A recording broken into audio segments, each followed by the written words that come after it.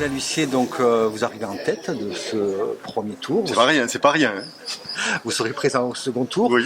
C'est Francis Palombi que vous allez devoir affronter. Eh oui. Votre ami. Je constate d'ailleurs qu'il n'a pas fait les 12,5 des inscrits. Il a fait 12,49. Donc c'est un repêchage. Écoutez, bon, moi je suis député de ce département depuis maintenant 15 ans. J'ai prouvé que je savais faire des choses, notamment un certain nombre de textes de loi importants, comme les pompiers volontaires, comme le télétravail.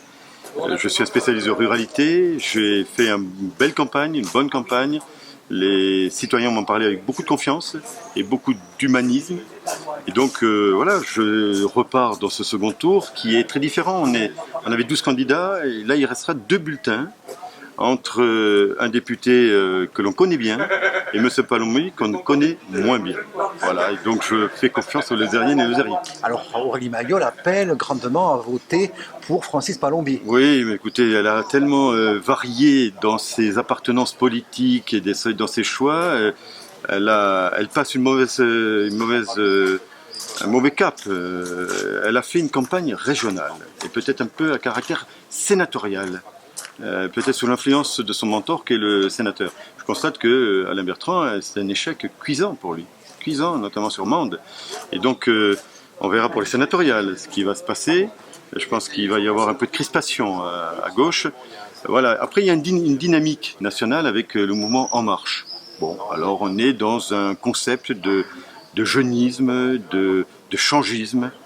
Voilà. Est-ce que la Lozère aujourd'hui peut rentrer dans ce genre de concept? Je ne le crois pas, en tout cas j'espère que non.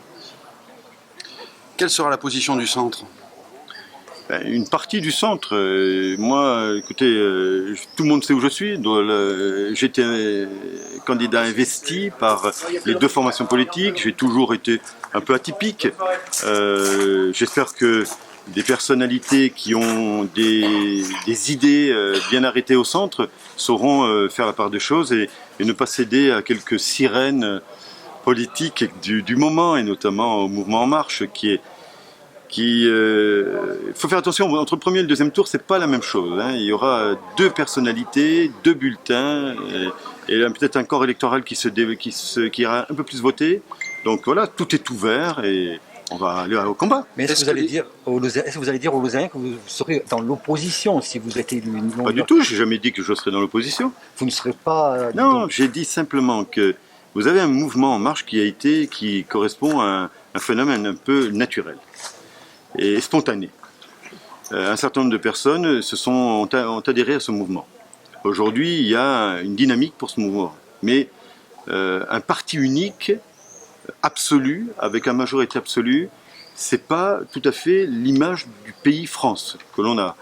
Je pense qu'il faut, dans un pays, avoir une opposition constructive qui puisse dire là je vote et là je suis un peu prudent. Nous n'avons pas de mandat impératif.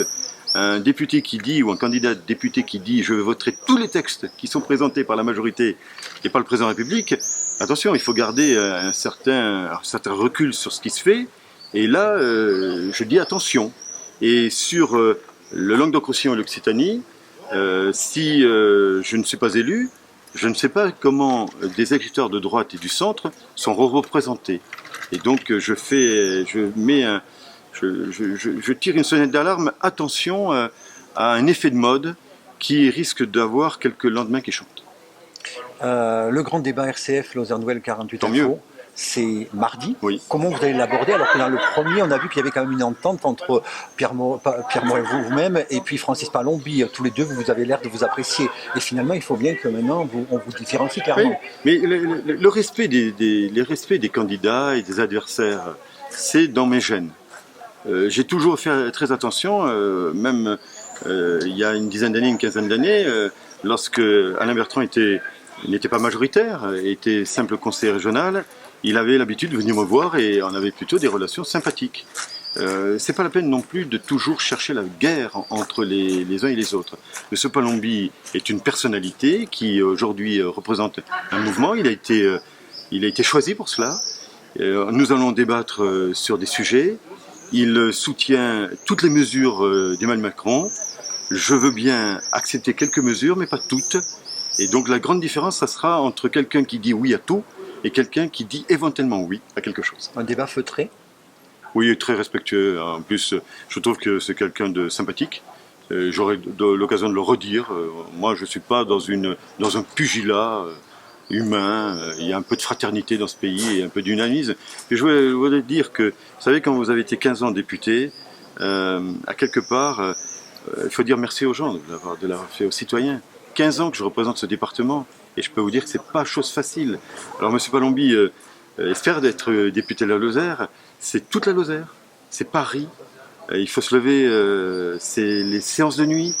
Voilà, c'est compliqué. En même temps, ce sera un 4e mandat. On sait que la loi devrait passer à Il y a 3. pas, Si pour vous êtes l'instant, élu, vous allez pour passer sur l'instant, le fil du rasoir. Pour l'instant, il y a des concepts. On dit qu'on veut supprimer un certain nombre de députés. Est-ce qu'aujourd'hui, il y a une majorité pour supprimer 150 à 170 députés et des sénateurs? Est-ce que c'est une loi simple? Non, c'est une loi organique. Est-ce que ça se fera par un système Assemblée nationale ou Sénat, ou est-ce que ça va être un référendum?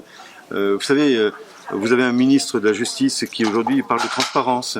Il a été président d'un parti pendant 20 ans. On ne peut pas dire que c'est du jeunisme et du changisme. On fait appel à des gens qui avaient déjà été aux affaires et qui en plus ont présidé des partis politiques. Non, je pense qu'il y a un effet de mode. Il ne faudrait pas que cet effet de mode, dans 2 mois, 3 mois, fasse craindre à certains des lendemains qui chantent.